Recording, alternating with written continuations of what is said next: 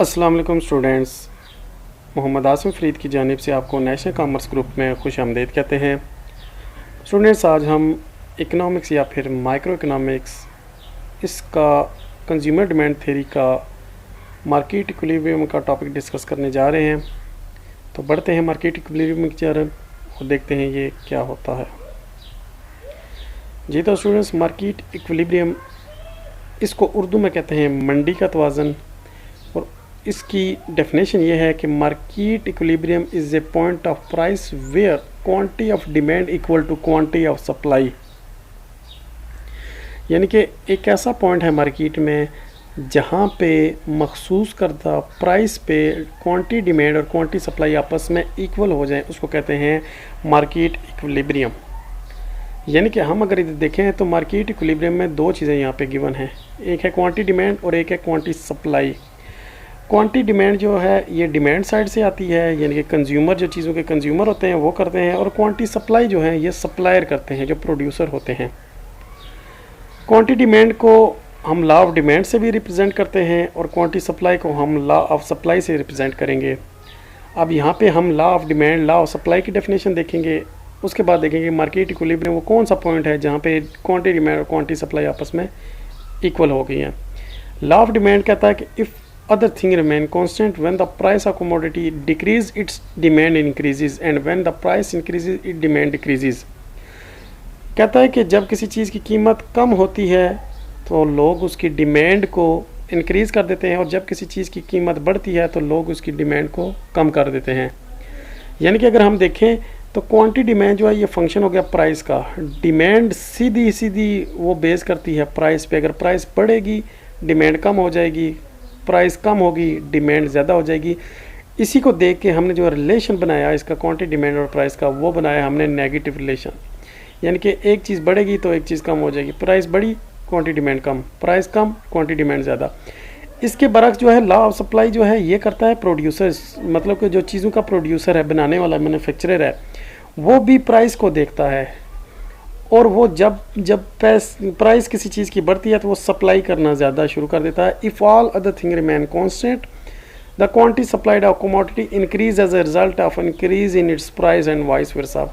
कहता है कि क्वांटिटी सप्लाई वो इंक्रीज़ हो जाएगी जब किसी चीज़ की कीमत बढ़ जाएगी, और जब किसी चीज़ की कीमत कम हो जाएगी तो उसकी क्वांटिटी सप्लाई भी कम होती जाएगी।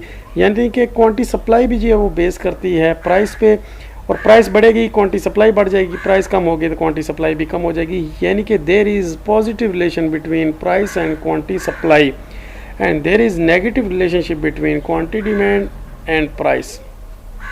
तो स्टूडेंट्स, हमने ये क्वांटिटी डिमांड को भी डिस्कस कर लिया, क्वांटिटी सप्लाई को भी डिस्कस कर लिया। अब देखते हैं कि हमारे पास डिटर्मिनेशन ऑफ प्राइस क्या होगी अंडर परफेक्ट कंपटीशन।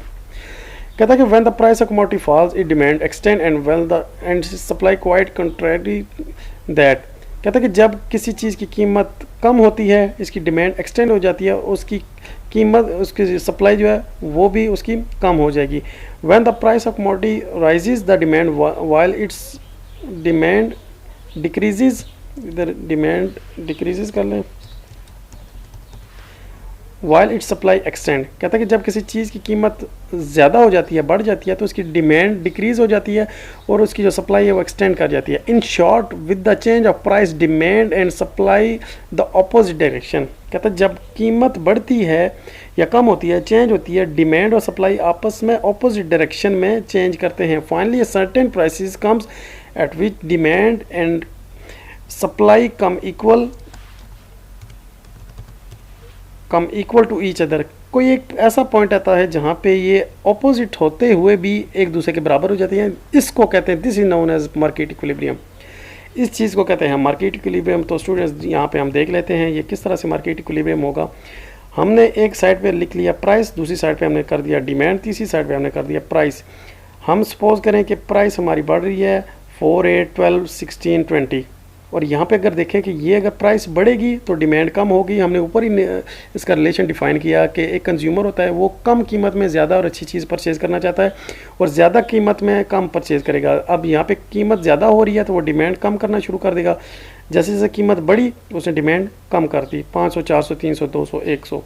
और जो सप्लायर है वो देखेगा जैसे जैसे किसी चीज़ की कीमत बढ़ेगी तो वो उसकी सप्लाई को ज़्यादा करेगा। 4, 8, 12, 16, 20 जब ये प्राइस बढ़ी है तो वो उसकी सप्लाई भी ज़्यादा कर देगा, 100, 200, 300, 400, 500। लेकिन हमने देखा कि एक ऐसा पॉइंट है 12 जहाँ पे क्वांटिटी डिमांड और क्वांटिटी सप्लाई आपस में इक्वल हो गए हैं। तो ये जो पॉइंट है यहाँ पे आपका क्या हो जाएगा, यहाँ पे आपका डिमांड इक्वल टू सप्लाई हो गया, यानी कि आपका क्या है, मार्केट इक्विलिब्रियम हो गया।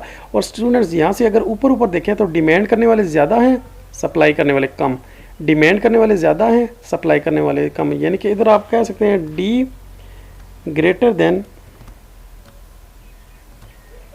Supply, demand greater than supply. और नीचे अगर देखें यहाँ पे डिमांड करने वाले 200 हैं और सप्लाई करने वाले ज़्यादा हैं, मतलब नीचे क्या होगा, सप्लाई ग्रेटर देन डिमांड, यानी कि डिमांड करने वाले कितने हैं, डिमांड करने वाले 100 हो गए, सप्लाई करने वाले 500, 500 ज़्यादा हो गए और डिमांड करने वाले कम। स्टूडेंट्स ये था हमारा मार्केट इक्विलिब्रियम, एक ऐसा पॉइंट जहाँ पे quantity demand is equal to quantity supply हो जाए, उसको कहते हैं मार्केट इक्विलिब्रियम।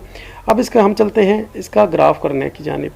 तो स्टूडेंट्स यहाँ पे देखें, हमने एक एक्सिस पे हमने प्राइस को रख लिया, दूसरी एक्सिस पे हमने क्वांटिटी डिमांड और क्वांटिटी सप्लाई को कर लिया।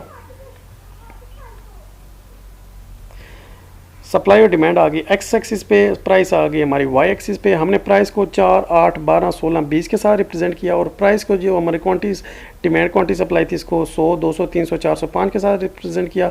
अब यहाँ पे देखें, जब आपके पास प्राइस थी 4 पे तो आपकी डिमांड थी 500, आप 500 डिमांड कर रहे थे। जब प्राइस बढ़ गई है तो आप 400 डिमांड कर रहे हैं, प्राइस और बढ़ गया तो आप 300 डिमांड करेंगे, प्राइस और बढ़ेगी तो आप 200 डिमांड करेंगे, प्राइस और बढ़ेगी तो आप 100 रुपये डिमांड करेंगे। स्टूडेंट हमने लॉ ऑफ डिमांड में ये बहुत ही डिटेल से हमने ये इसका ग्राफ करना सीखा था, तो आप अगर यहाँ से समझ ना आए तो आप उधर से देख ले। और उसके बाद हम देखते हैं सप्लाई में, जब आपके पास 4 रुपये थी, आप 100 रुपये 100 की चीज़ें सप्लाई कर रहे थे, प्राइस 8 हुई तो आपने 200 की कर दी, प्राइस 12 हुई तो आपने 300 की कर दी, प्राइस 16 हुई तो आपने 400 की कर दी, प्राइस 20 हुई तो आपने 500 की कर दी। यानी कि आपने क्वांटिटी सप्लाई का भी कर्व ड्रा कर लिया, क्वांटिटी डिमांड का भी कर लिया। जहाँ पे प्राइस और क्वांटिटी डिमांड क्वांटिटी सप्लाई आपस में इक्वल हुई थी, उस चीज़ को हमने कहा था मार्केट इक्विलिब्रियम। यानी कि 12 पे 300 डिमांड थी, 300 सप्लाई थी, यानी कि पॉइंट 12 जो है इस पे हमने quantity demand is equal to quantity supply कर लिया है। तो स्टूडेंट्स यहाँ पे ये हमारा टॉपिक मार्केट इक्विलिब्रियम हमारा एंड हो जाता है। अगर आपको कोई चीज़ समझ नहीं आई तो आप कमेंट करके लाजमी बताइएगा। तो इंशाल्लाह हम नेक्स्ट वीडियो के साथ दोबारा मुलाकात होगी, तब तक के लिए अपना ख्याल रखिएगा। अल्लाह हाफिज़।